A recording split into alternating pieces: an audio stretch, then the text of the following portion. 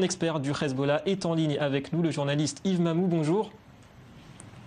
Bonjour. Merci d'être avec nous. Alors d'abord, quel parallèle peut-on dresser entre le Hamas palestinien et la branche armée du Hezbollah libanais en termes de ressources, de capacités? Est-ce qu'on peut dire que le Hezbollah est plus puissant, plus organisé et avec des financements peut-être davantage sécurisés dans le sens régulier? Oui, tout à fait. On peut dire que le Hezbollah, c'est le grand frère et le Hamas, le petit frère. D'autant que le Hamas a été formé en grande partie jusqu'à la révolution syrienne, il y a 3 ans, par les Syriens et les spécialistes du Hezbollah qui eux-mêmes étaient formés par les Iraniens. Donc c'est la même culture militaire qui anime les deux organisations.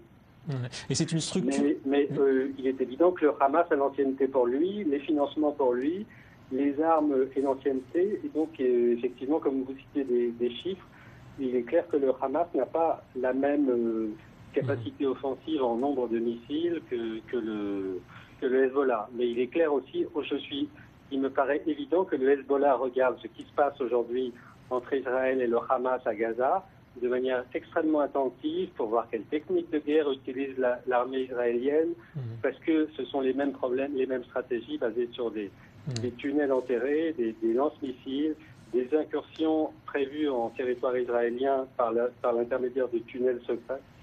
Et ce sont ces mêmes techniques que le Hezbollah étudie pour voir comment il va pouvoir s'adapter et aller un peu plus loin dans sa capacité offensive contre Israël, sachant qu'une guerre est à peu près inévitable.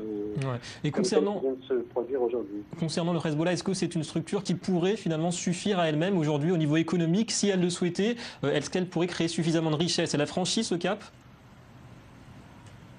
Et écoutez, je pense que c'est difficile de répondre de manière précise, mais il faut regarder quels sont les financements du Hezbollah.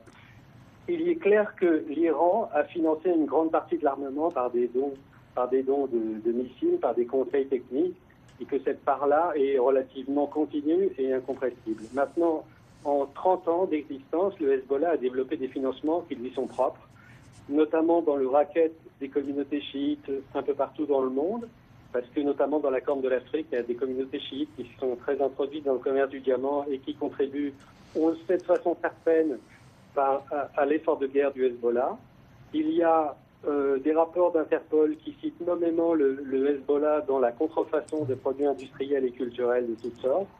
Il y a des rapports du Congrès des États-Unis et des services spéciaux et des agences de lutte contre la drogue qui signalent la présence du Hezbollah dans le trafic de drogue et dans le blanchiment d'argent.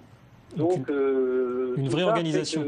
Ça fait des réseaux de financement qui sont relativement conséquents. Merci beaucoup Yves Mamou pour ces éclairages. Alors, Lionel, en plus de l'arsenal, on l'a vu, c'est 60 000 combattants quand même le Hezbollah, c'est quasiment la moitié de l'armée libanaise, ça demande quand même des ressources assez conséquentes et puis un flux régulier à ce niveau-là. Effectivement, mais la grande différence entre le Hezbollah et le Hamas, c'est que le Hamas aujourd'hui est confiné dans la bande de Gaza, avec le Hezbollah évidemment au Liban, et ça c'est une vraie différence, parce que historiquement, effectivement, ils étaient financés par l'Iran, mais aujourd'hui, comme il vient d'être dit, il y a une diversification des sources de financement dans le trafic du diamant, dans la drogue en Amérique du Sud, et notamment ils utilisent cette diaspora libanaise pour justement racketter ces populations et avoir énormément d'argent pour financer ces stocks d'armes.